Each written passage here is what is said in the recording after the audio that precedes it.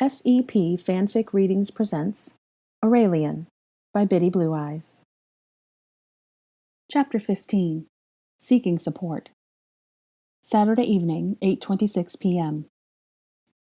"Well, are you going to start talking or just sit there?" Blaze Zabini asked the man who sat in one of the armchairs in the sitting room of his bachelor pad. "Conversation goes two ways. You could talk too, you know," Draco answered. "And I am. But you're the one who came over unannounced and looking frantic," he reminded his friend. He finished pouring 2 glasses of fire whiskey and handed one to Draco. Draco received it and stared intensely down into it, his mind racing, but his lips still. "You'll have to speak up," Blaze teased. Draco glared at him. He was trying to figure things out and work out what to say, and Blaze's playful pressure wasn't helping. "Best stop looking like that all the time, or it will give you premature wrinkles. Just ask my mom." He snickered and took a sip of his drink. "Have you talked to Pansy lately?" asked Draco. Blaze was surprised by Draco's sudden change, as he was expecting a retort rather than a topic of conversation. He shook the thought and considered Draco's question. "Well, sort of. I talked to her last week. Why?" he asked curiously. "She seemed a bit off to you," Draco continued. "You mean more than usual?" Blaze ribbed. "No, I don't think so. Why?" "I don't know. I'm just a little worried about her," Draco said in gross understatement. "She didn't seem upset at all." "No, I don't know." Blaze seemed to be getting a bit peeved. "I don't know what it is I'm supposed to be looking for. What's going on?" "I don't know. I'm just concerned something might be going on with her and her family, and she's not telling us," Draco replied. "Do you remember when Mr. Parkinson's office was broken into and his family owl was left dead on his desk?" Blaze nodded and sat down in the armchair that faced Draco's. "Then he dropped it so quickly. It just doesn't sit well with me," Draco said, looking up from his glass to gauge his friend's reaction. At Blaze's scrutinizing stare, Draco took a drink from his own glass, appreciating the searing burn that followed after the liquor. "Do you ask for you or for Potter?" Blaze asked finally. Draco looked quickly up at Blaze with a fierce analytical stare. "What do you know about Potter?"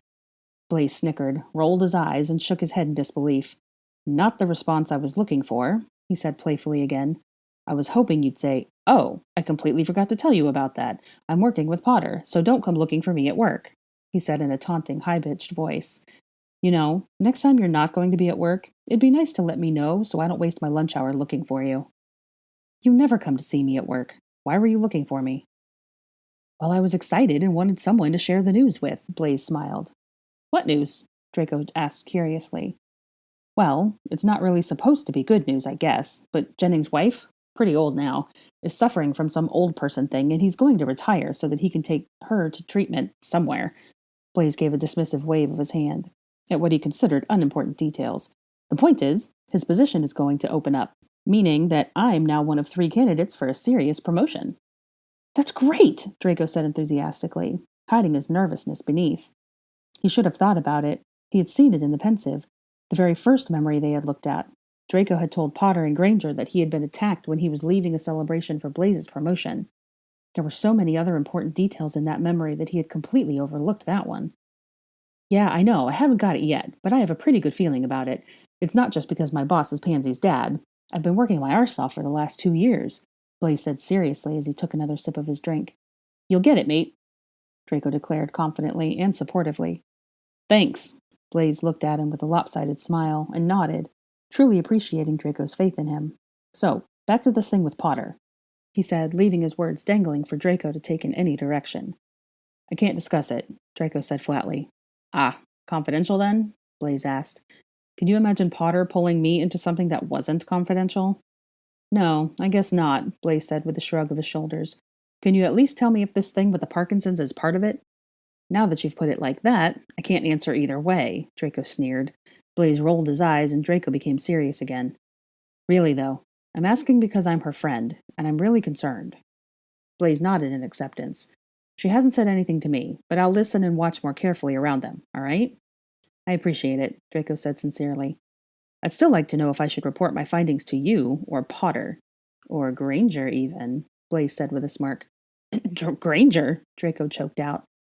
"Yeah, she's working on the case too, isn't she?" Blaze said smugly. "Where'd you hear that?" Draco demanded. "I have my sources," Blaze replied, examining his fingernails.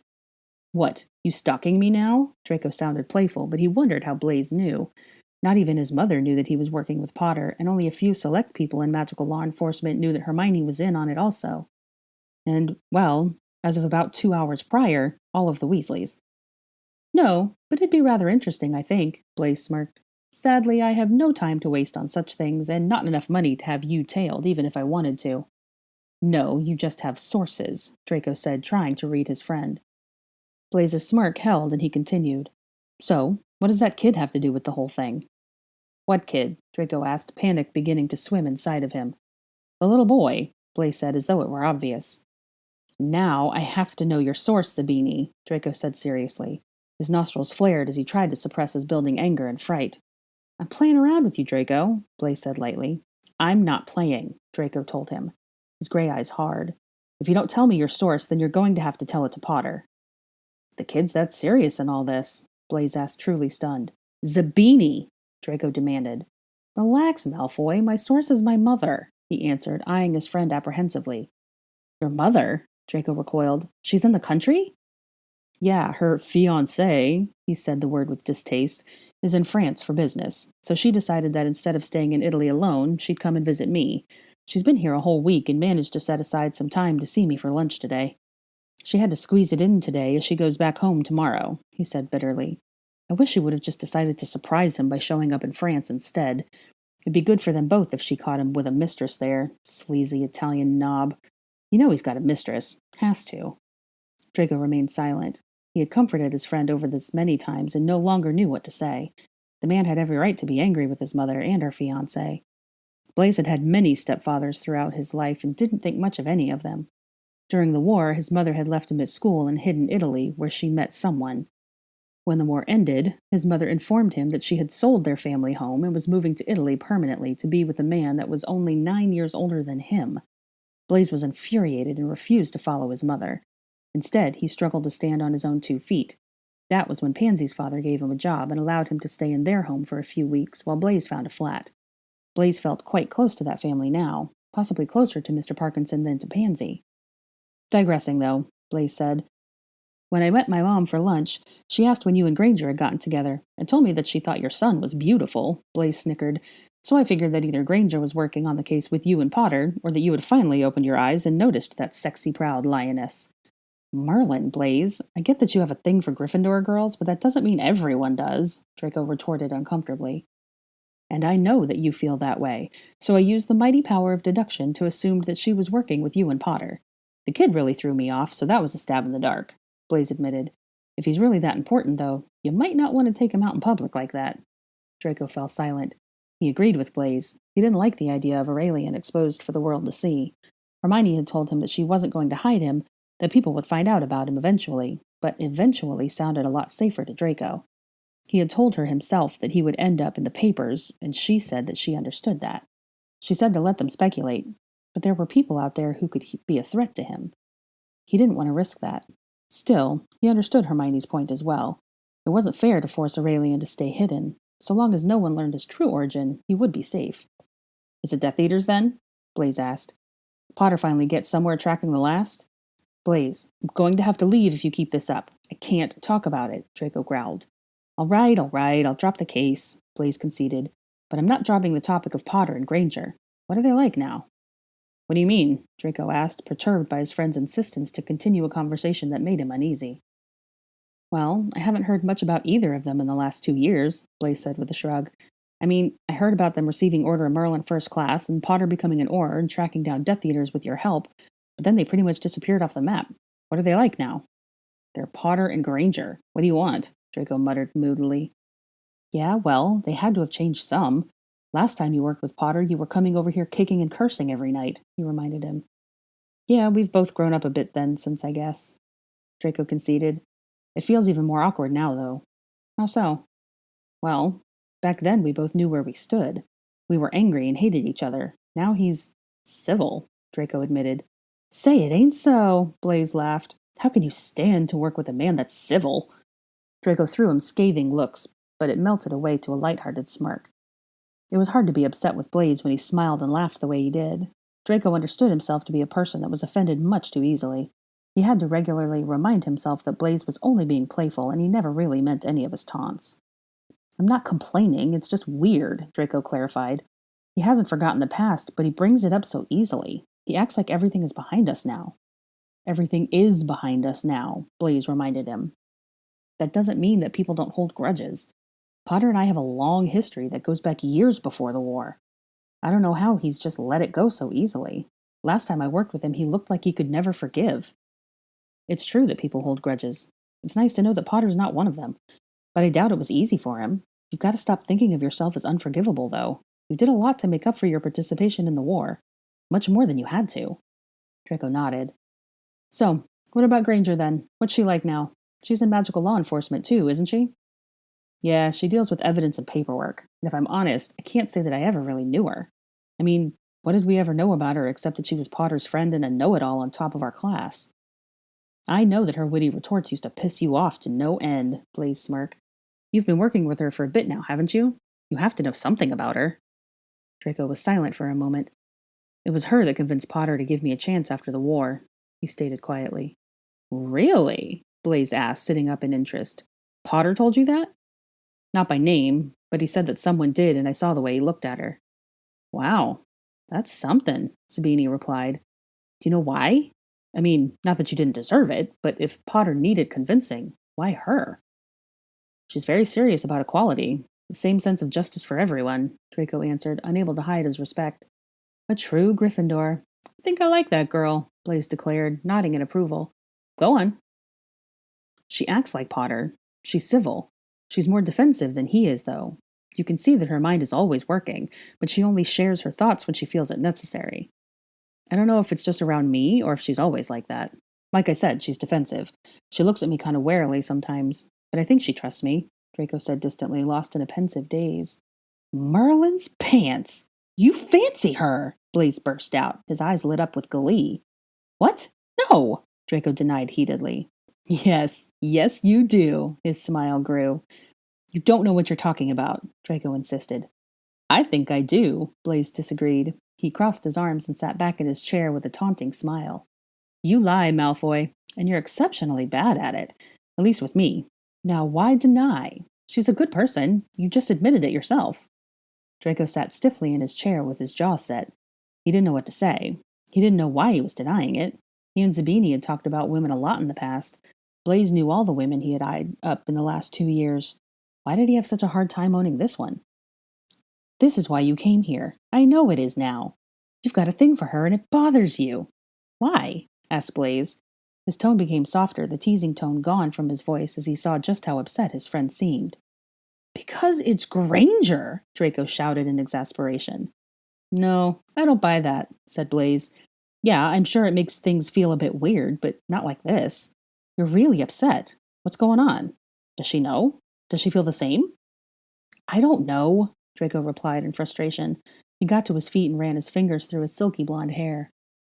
Well, you have to know something. Something happened. What? Blaze insisted. Draco looked around the room as if considering escape. His heart raced painfully fast. He took a deep breath and a grumbled confession fell from his lips. I kissed her. What? Blaze blurted out, sitting up in his chair again, his eyes wide with surprise. When? Today, he murmured. We took the boy back to her flat, and the two of us talked for a couple minutes. It was out of nowhere and surprised me just as much as it did her. I just kissed her. And? What did she do? Blaze pressed urgently. What did she say? What did you say? I don't know, Draco mumbled, looking away. Well, did she kiss you back? Blaze pried. Well, sort of, Draco replied, completely overwhelmed. How does one sort of kiss? Blaze had to force himself to calm down again. Draco was completely unnerved, and Blaze wasn't doing a good job of making him feel any better. I didn't really give her much option, Draco admitted. But she didn't push you away, Blaze asked carefully. No. That's a good sign. And she did actually participate, even if it was hesitant, he probed gently. Yes, but that doesn't mean it's a good thing, Draco said, beginning to pace behind his chair now. I don't know what I was thinking. I wasn't thinking. It was so stupid to do. You should have seen her face. She looked completely horrified. Horrified? Blaze said skeptically. No. Terrified, I could see, but not horrified. What's the difference? Draco demanded scathingly. Horrified gives the impression that she was repulsed, and I refuse to believe she was, as she didn't try to push you away, Blaze explained. But if this, as you said, came out of the blue, then I'm sure she was rather startled and maybe a bit afraid. Girls always get frightened when they don't know what to feel. I don't know what to feel. And don't you feel frightened by it? Blaze asked. The difference is you default to anger when you get like this. Totally natural. And her. Is she going to be pissed off at me? Draco demanded. I don't know. I don't know her. Blaze shrugged helplessly. But you still haven't told me what you feel about this. I don't know what I feel about this. You can't begin to imagine how much I regret it. And contrary to your belief, I don't know what I think of her. I don't know how to explain it to you. There's potential with us. I know there is. Ugh. Draco tugged at his hair in frustration. I guess I just wanted to know what it felt like. I just needed... Draco turned away from Blaze and pressed the palms of his hands into his closed eyes. He needed to talk about it. He needed to tell someone, but he couldn't, and he couldn't properly tell Blaze what he was feeling without explaining what he had seen in the pensive. Draco just needed to know what it felt like to kiss her. He couldn't stop wondering what her lips felt and tasted like. The pull of them had just been too much to resist. You just needed to know if you felt anything, Blaze chanced. Yeah, Draco grunted dejectedly. And what did you feel? Blaze persisted. I was as confused and frightened as she was, Draco admitted. And I felt something. I already told you. There's potential for us. Or there was. Then there still is, Blaze assured him. That's not, he argued miserably. Look, I know what I saw. I know what I want. I see the way she looks at me, but it's not me that she wants. It's him. She tolerates me, nothing more. Wait, Blaze interrupted, trying to make sense of what Draco just revealed. Who's him? Does she like someone else? No, sort of. When she looks at me, sometimes she sees someone else, someone she wishes I was, Draco said bitterly. Is she with this guy or trying to get with him? Blaze asked, upset on his friend's behalf. No, he's no one. She's in love with an idea. Draco was seething as he tried to suppress the many emotions raging inside of him.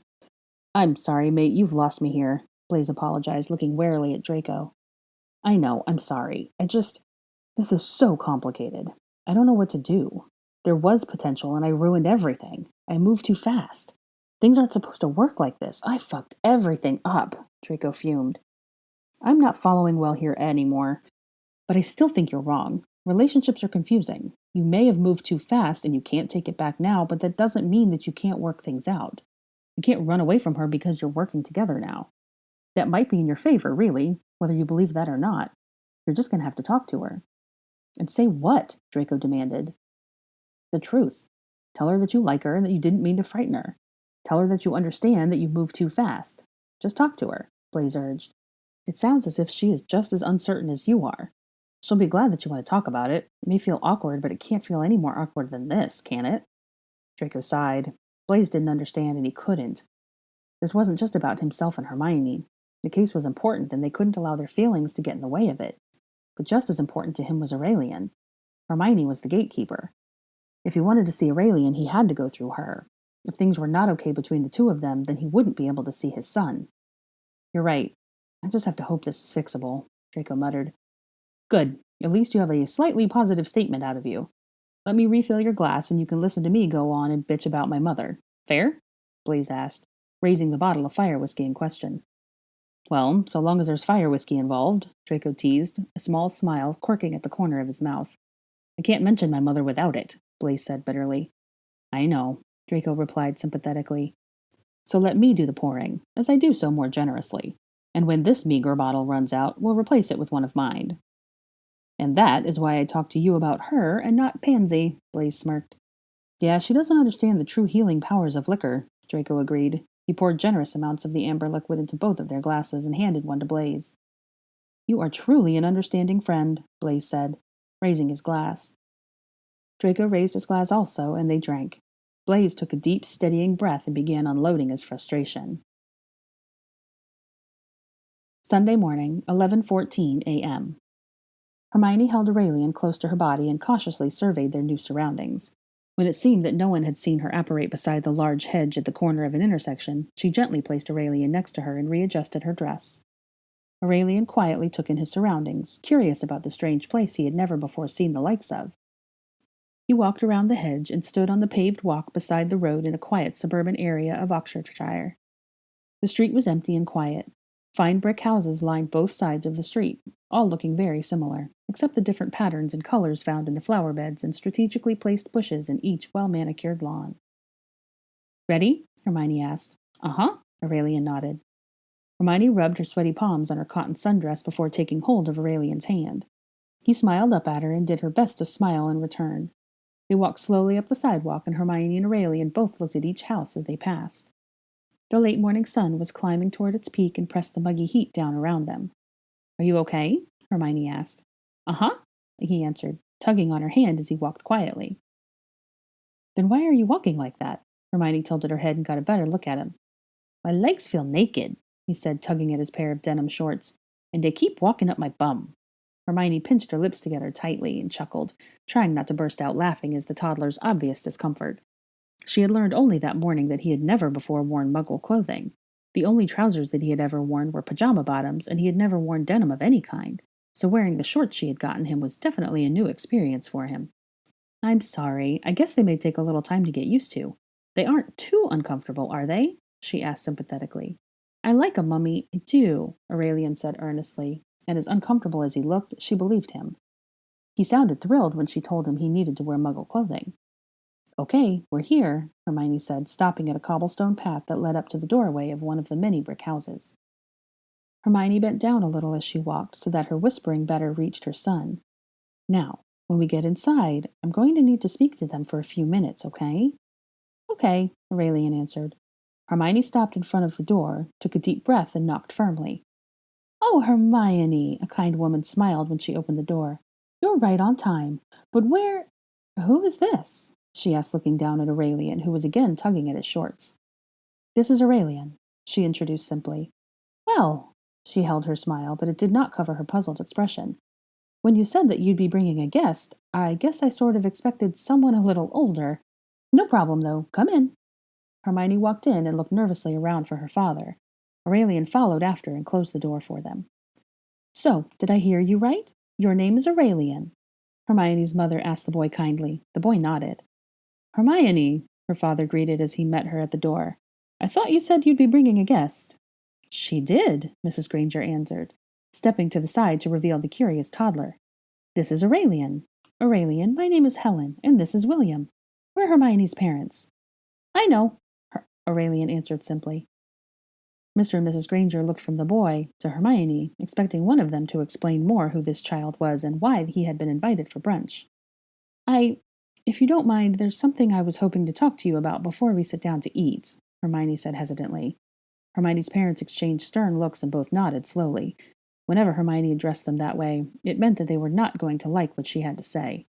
Hermione nodded and knelt down next to Ari. "Now, Aurelian," Hermione started, taking a small pouch out of her handbag. "I have 2 chasers and a quaffle in here. Why don't you take these into the sitting room and play for a few minutes? And mind they don't break anything." Aurelian nodded and took the bag. "Okay, Mummy." He smiled and scurried off into the room Hermione had just pointed to. She stood up abruptly and gaped at her parents. "Did he just call you Mummy?" Helen asked, looking at her daughter and husband completely gobsmacked. Hermione stared horrified at her parents. This was not the way she had hoped to tell them. "Hermione Jean, you had better explain," her father growled, his eyes narrowed. "Dad, Hermione started. She fished around for a proper way to explain, but she wasn't sure that one existed. "I don't know where to start." "You can start by telling us why that child referred to you as Mummy," her mother said. It was obvious that the woman was searching for a reasonable explanation, while it was just as apparent that Hermione's father did not believe for a moment that the boy had been mistaken. Well, I am, sort of," Hermione managed to get out. She didn't often have problems speaking, but speaking to her parents about things of importance made her so unnerved that she regularly stumbled over her words and did not know how to respond to their inquiries. "Sort of?" William said skeptically. His face was stone-like, and his tone low and stern. "Yes, it's complicated," Hermione bit her lip. "It's always complicated." Hermione's face screwed up, and she struggled to keep her tears at bay. Do you remember the time turner I told you about? The device that was entrusted to me in my 3rd year at Hogwarts? I used it to go back an hour here and there so I could make it to all my classes." Hermione's parents made no sign that they had even heard, let alone understood, but she knew that they did. At their silence, tears began to well up in her eyes. Aurelian showed up a few days ago.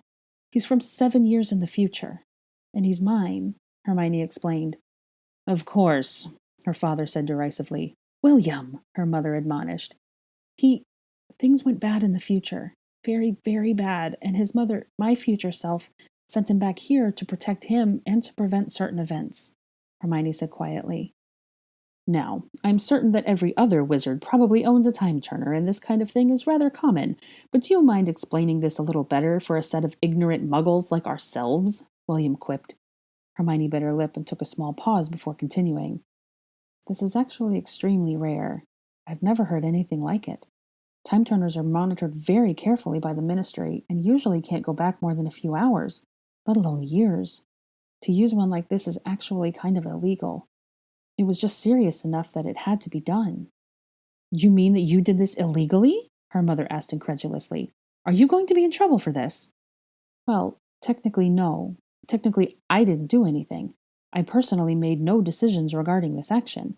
And even if I had, nothing was technically stolen at that specific one hasn't even been created yet, Hermione said anxiously.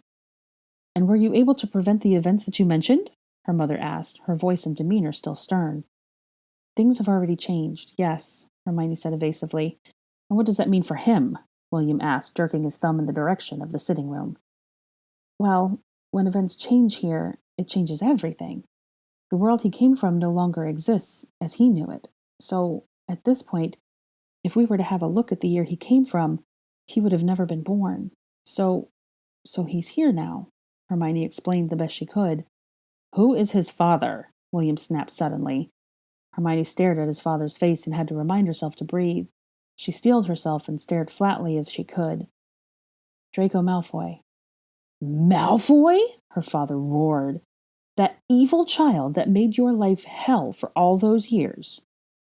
Things change. People change, Hermione responded quietly. Leave it. Leave it now. Leave that whole damn world behind you, her father ordered. Dad, I can't, Hermione answered in a whisper, unable to look him in the eye. She stared at the rug beneath her feet. You said that he's now here permanently. Am I right in assuming that you plan to keep him? Her mother asked. Yes, Hermione answered with a nod. She chanced looking up at her mother and her insides squirmed. Her mother looked quite disappointed and distressed, but held herself straight. Hermione had a hard time reading her.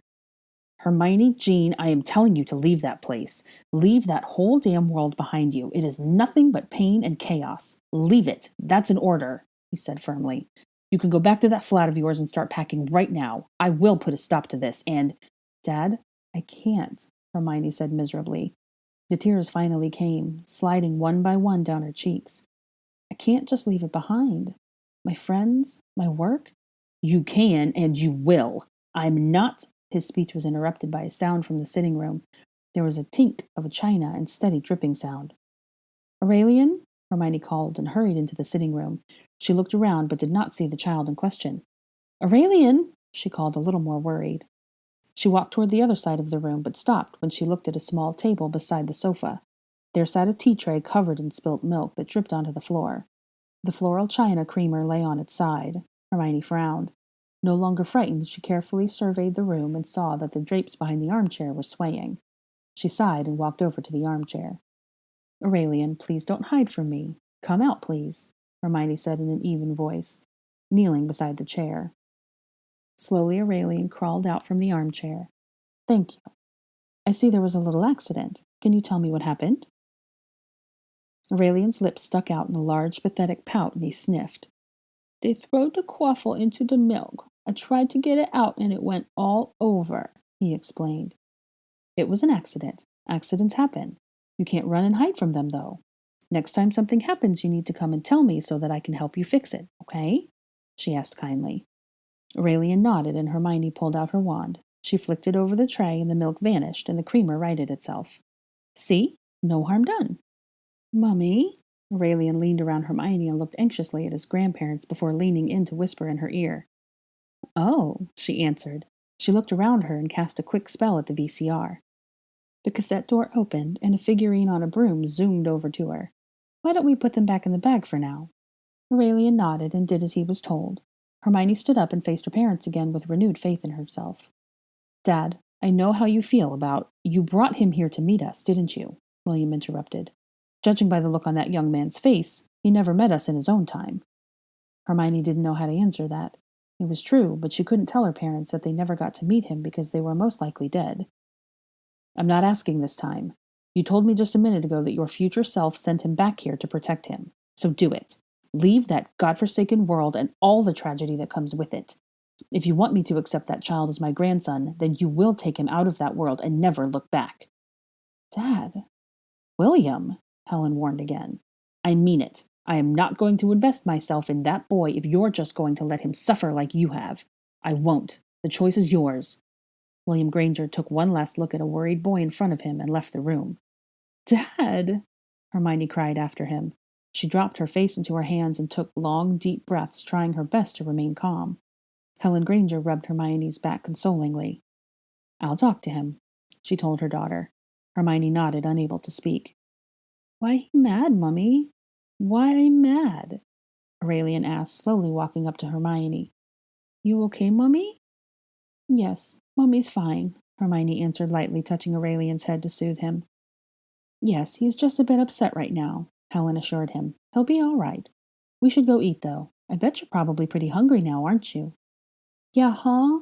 My tummy growled, he told her seriously. Well, the food is all set up in the kitchen here. Why don't you go pick out a chair? Helen offered. Aurelian went ahead, and Helen held Hermione back for just another moment. He will be all right. He's upset. You know how he gets, but you also know that he loves you. Give him time, Helen suggested, tucking a wild curl behind Hermione's ear. And you? She asked nervously. I don't like the world you've chosen to live in either, but it's not my choice to make, Helen answered seriously. If we're honest with ourselves, though, that world sort of selected you. The chaos in your life didn't start when you entered the wizarding world. It just made sense then. I know it's hard for you to understand, but despite all that's happened to me over the years, I like my life. I know, love. We both know you do. You don't have to explain it. It's just hard to watch your child suffer. As you'll soon discover, Helen told her. She looked into the kitchen and saw Aurelian sneak a grape from the fruit bowl and quickly pop it into his mouth. Hermione chuckled when she saw him. Helen patted her daughter on her back again and left her to find her own chair at the table. What would you like to drink, Aurelian? Helen asked. We have orange juice or milk. I have pumpkin juice? He asked. She doesn't have pumpkin juice, Hermione told him. She said orange juice or milk. I don't like milk, Aurelian stated. I know, so what do you think you should answer? Hermione prompted. Orange juice, please, Aurelian said. He said please, ending with a cheesy grin. Orange juice it is, and don't just sit there, Hermione. Start serving.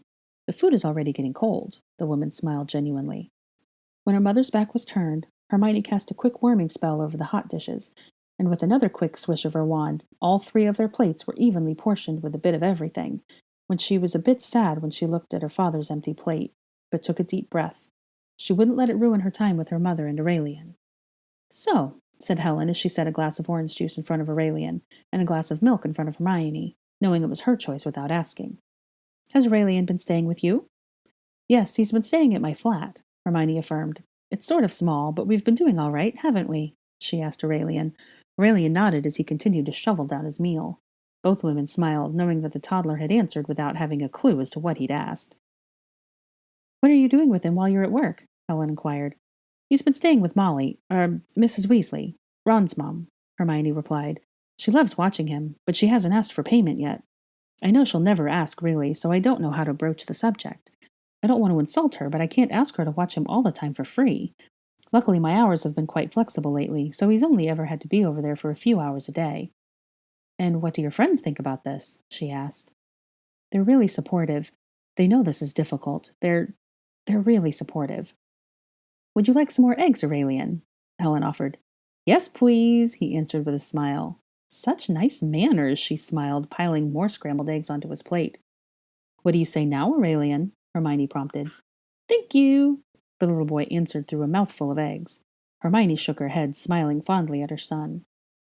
So what about this Malfoy boy? Does he know about him? Helen questioned, looking a little displeased at the mention of the boy that put her daughter in tears more than a few times.